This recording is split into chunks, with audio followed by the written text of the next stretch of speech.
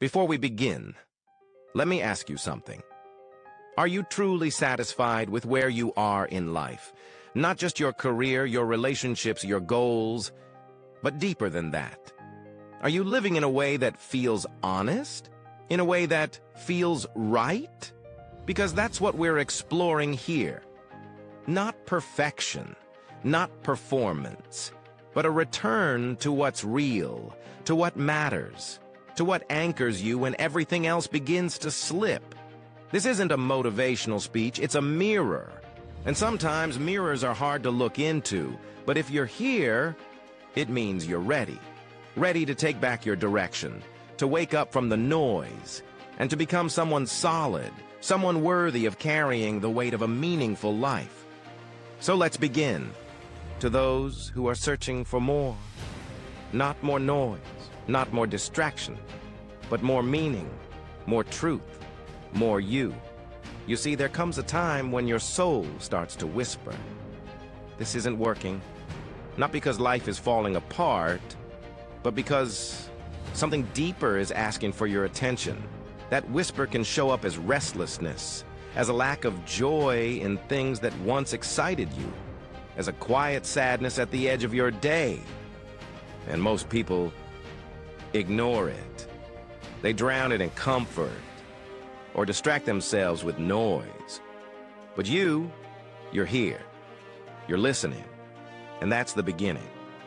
Because life doesn't give us clear directions. It doesn't hand out maps or guarantees. What it gives are moments. Moments where we're offered a choice to stay asleep or to wake up. Have you ever looked around at your life and thought, I should be more than this? Not out of arrogance, but because you feel it in your bones. That you're built for depth, for clarity, for something meaningful. That feeling isn't wrong. It's not weakness. It's not ego. It's the part of you that refuses to die quietly. And it's speaking to you now. We live in a world that rewards the surface. Quick wins, pretty pictures, fake smiles, and shallow words. But the soul doesn't respond to surface. It responds to substance. It hungers for order, for honesty, for truth. The problem isn't that you're not doing enough. The problem is that you might be doing too much. That doesn't matter. You don't need more noise. You need a center. And that center begins with something very real. Responsibility. Once you begin to take responsibility, even for the smallest things, you awaken something ancient within you. A quiet authority, a calm strength, a presence that says, I am here, I will not run, I will carry what is mine. This isn't about pretending you're invincible, it's about knowing that even when you're afraid, you can still move forward.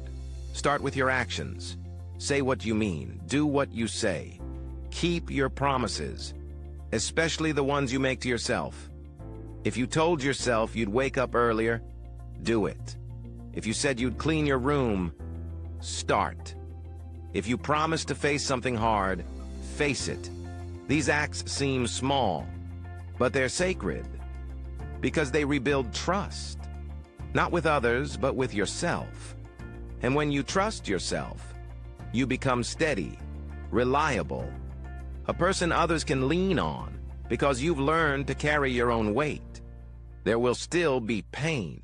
There will still be uncertainty. Life will still test you. But now, instead of being crushed by it, you meet it with open eyes and a strong spine.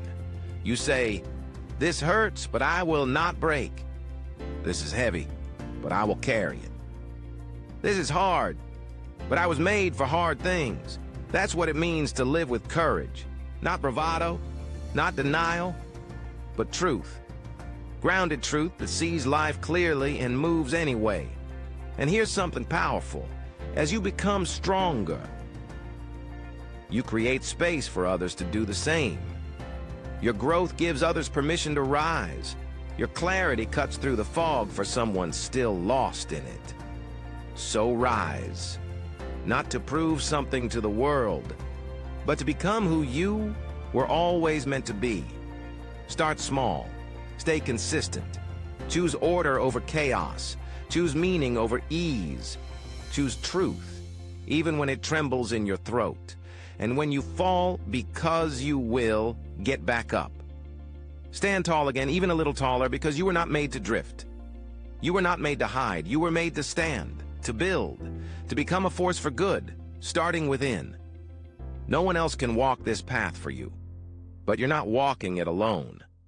We are all here, learning, stumbling, rising, together.